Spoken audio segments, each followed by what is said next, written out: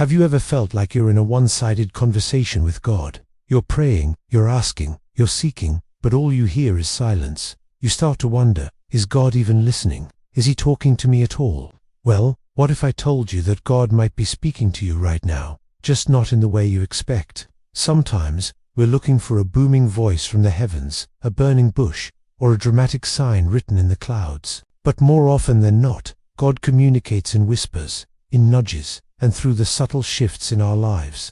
Today, we're going to explore 5 surprising signs that God is talking to you. You might just realize you've been hearing his voice all along. The first sign is what I call divine disruption. This is when your life suddenly feels a bit off. Things that used to be easy are now difficult. Plans you made with certainty start to fall apart for no apparent reason. It's like you're trying to paddle upstream, and the current just keeps pushing you back. A classic example of this is when you try to go back to your old ways, your old habits, or even your old friends, but it just doesn't fit anymore. It feels awkward, uncomfortable, like you're trying to wear clothes that are 2 sizes too small. You might think this is just a string of bad luck, or that you've lost your touch. But what if it's not bad luck at all? What if it's God, lovingly disrupting your path? He sees where that old road leads, and he knows you're meant for something more. He's not punishing you, he's protecting you. He's gently, or sometimes not so gently, nudging you away from a place where you could get stuck. This disruption is a sign that he is closing a door because he is preparing to open a new, much better one for you. So next time things feel strangely difficult, pause and ask, God, are you trying to redirect me? The second sign is a deep, inner pull. This isn't anxiety or a feeling of dread. It's a persistent, quiet longing in your soul for something more.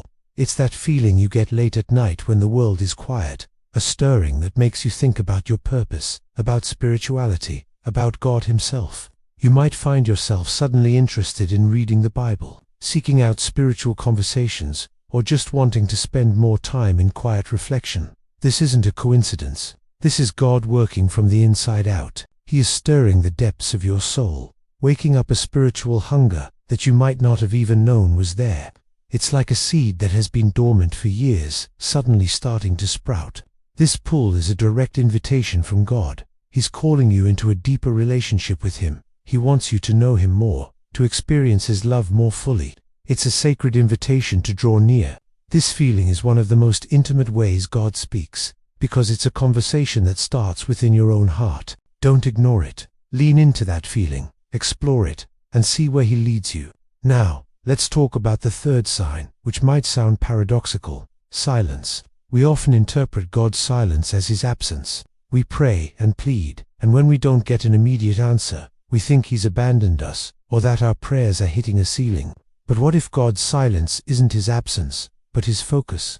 Think about an artist deeply engrossed in their masterpiece. They are silent, concentrating, pouring all their skill and attention into their work. In the same way, God's silence is often the atmosphere where he does his most profound work in us. This is the season of preparation, of refinement. It's in the quiet that our faith is stretched and strengthened. It's in the waiting that our character is molded. When God is silent, he's often getting you ready for something significant.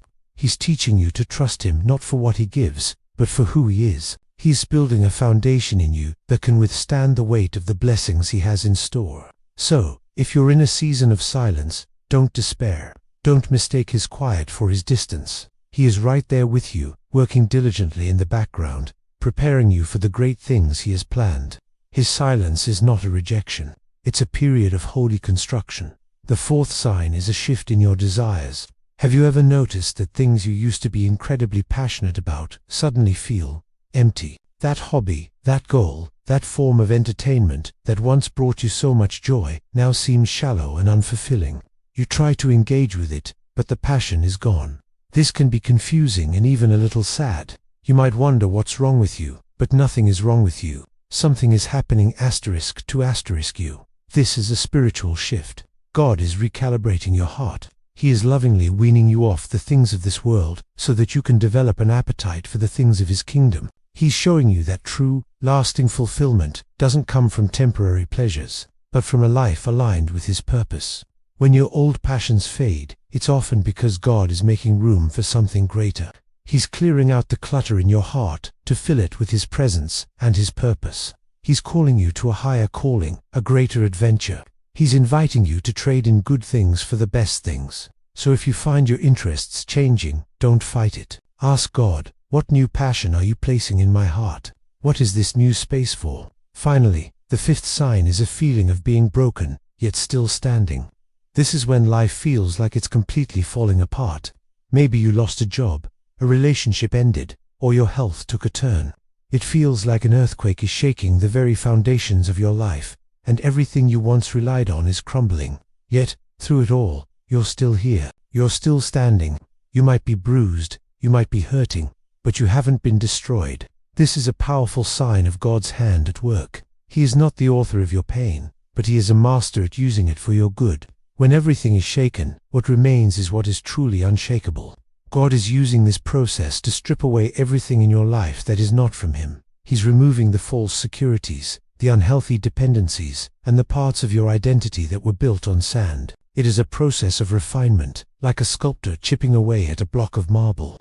It's painful, but what's being revealed is the masterpiece He always intended you to be. He's breaking you down only to build you back up, stronger, purer, and more reliant on Him than ever before.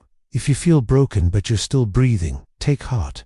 This isn't the end. This is a holy demolition, making way for a divine reconstruction. You are being refined. So, as we've seen, God speaks in many ways through disruptions that redirect us, through an inner pull that draws us closer, through silence that prepares us, through shifting desires that refocus us, and through brokenness that refines us. The question isn't whether God is talking. The question is, are we listening? Are we willing to look beyond our expectations and see His hand at work in the subtle, everyday moments of our lives?